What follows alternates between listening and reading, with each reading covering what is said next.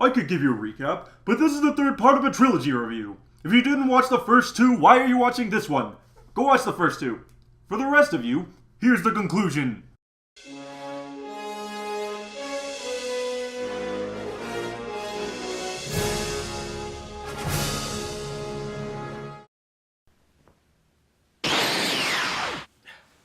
I thought we agreed to make it less turbulent. Shut up. Well, here we are. The origin point. You know, something doesn't sit right. Doc Blue tells us how bad Geek Vision is, but we've never seen it for ourselves. You know, you're right. Let's see what people are up to at Geek Vision headquarters. Burn Geek Vision! Geek heretics! You betray the fandom! I like rioting! Well, Guess we gotta fix shit, huh? yeah, I guess. Hey guys, I'm Arthur Knowledge. And I'm Ivan Galarian. Welcome to the Quest for Geekdom. Well, we've reviewed parts 1 and 2 of Back to the Future, and that means there's only one left. So let's get down to it. Here's Back to the Future Part 3. The final act. The end of the trilogy. The strangest one yet, possibly. Back to the Future Part 3 makes some odd choices, but also manages to keep the same feel and awesomeness of the first movie. Equal parts series finale, spin-off, and western of its own, Back to the Future Part 3 is a great way to end one of the greatest trilogies of all time. So without further ado, let's dig into it. Grab your DeLoreans one more time. We're going 88 miles an hour to finish this off. The first thing to note is this movie is slightly different than the other two. It's still Back to the Future, but pieces of it feel like something else entirely. If I were to put my finger on it, this one feels more like a fusion of Back to the Future, a western, and a romantic comedy. The western part is easy enough to explain. They go back to 1885 and thus cowboys and saloons and yada yada yada. However, the romantic comedy part comes from the inclusion of Clara. Say it was good or bad to add a love interest for Doc in the third movie, it's there, and it does make it a bit like a romantic comedy. You know, I think we saw a trailer for something like this last time we went to the movies.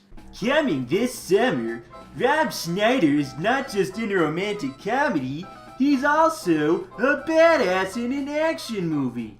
And it's a horror movie. Rob Schneider in When Zombies Fall in Love and Kick Ass. Rated PG-13. Also of note is, since this is the final part of the trilogy, you can see all kinds of callbacks to the other films. The Tannins and McFlys are now seen through a bigger scope of the history of Hill Valley. Hell, Principal Strickland and even the Clock Tower are now seen throughout the time from when Hill Valley was a small outpost up to the metropolis of 2015. Using the three movies, you get a glimpse into the evolution of this classic geek town. You can also relate them in terms of the plots. Whereas Part 2 was experimental and different than the first one, Part 3 has enlarged the same plot. Marty and Doc Brown are stuck in 1885 and then have to find their way back through the same types of means. Replace the lightning bolt with the train and you've basically got the same plot just in the Wild West.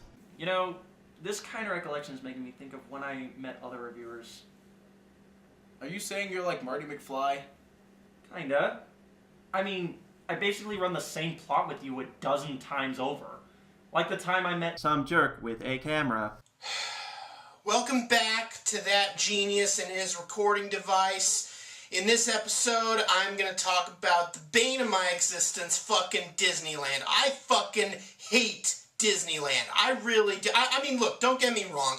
I love It's a Small World. I mean, you people, I've talked about it before. It's a Small World is my favorite song in the history of the I mean, that song is like sex. It really is. It's a Small World is like sex. But the rest of the fucking park, I mean, is just goddamn shit. The whole thing. I mean, fucking Western River Expedition, really? I mean, Plectu's Galactic Review? What the fuck is that shit? The fucking Westcott? Westcott? Really? Are you serious? The fucking... Why? That premise is really running thin. as thin as Emma Frost's costume. Come on, let's just finish this up before everyone leaves. Yes, audience, we know. But we're not exactly known for Oscar quality here. And now, instead of wrapping up with how the third one is awesome, it's now time to talk about the trilogy as a whole. From a story perspective, the first Back to the Future is the strongest. The second and third ones are more codependent on each other for their narrative. Part 2 in particular, and the movies on an individual level suffer for it. However, then you must look at the three movies as a whole. Each one is an act in a grander narrative. Part 1 sets the stage, Part 2 is the bridge and partial climax with the Biff storyline, and then Part 3 is a falling action that ultimately results in a final resolution, and a steampunk locomotive time machine. Anyways, the three movies together create a stronger and grander narrative that could almost be called the Epic of the DeLorean. Then you have to factor in the quality of the films together. Not a single one of them feels like a half-assed sequel or an attempt at a cash grab. When Zemeckis created the second and third films, he used as much energy and effort in those as he did in the original Back to the Future. And it shows. When combined together, the Back to the Future trilogy didn't just get its place as one of the most beloved geek classics of all time by just being there. It fucking earned that right. Given the quality of the films, from the acting to the directing, to the ability to have consistent quality and connection between all three movies, Back to the Future has rightfully earned its place as one of the greatest geek movies ever. And with that, I'm Arthur Knowledge. And I'm Ivan Galarian. Join us next time on The Quest for Geekdom. Okay, the review's done. Did we fix everything?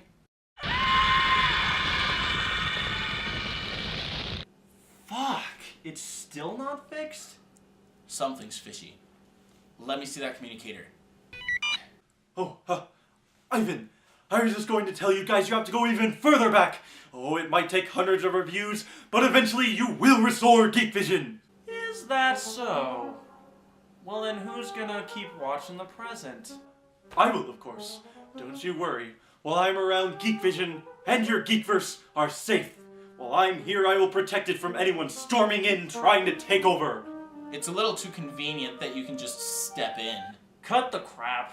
We know it's you, Necros. Preposterous! I would never try to be that evil, maniacal, sexy, awesome warlord that is Archon Necros. We gonna play this game? Just get rid of the disguise. We know it's you, Necros. Alright, fine. You got me. But what are you gonna do? I'm here, and you're there. There isn't anything you can do to stop me. Oh yeah? Necros? Caesar, if I might, dear brother. You forgot one thing about sending your enemy into the past. What are you gonna do, bro? Come at me. One word. Retcon. We'll just undo the events of this whole trilogy and walk away from the review. You wouldn't. That's so stupidly Gary Stewart put Stephanie Meyer to shame. Just watch us. It runs in the family, bro. No! One messy and convoluted retcon later. Man, dude. Time travel kicks ass. Indeed it does. We saved the Geekverse, saved Geek Vision, and in true 80s fashion made it back just in time for the dance. Happy anniversary, Geek Vision, from the Paladins of the Quest for Geekdom. The ending is messy. So, play us off, Huey Lewis and the News. Gotta get back in time. Don't bet your future on one roll of the dice.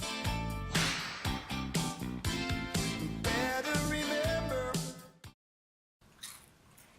Hey, dude. Self-awareness rules. Totally.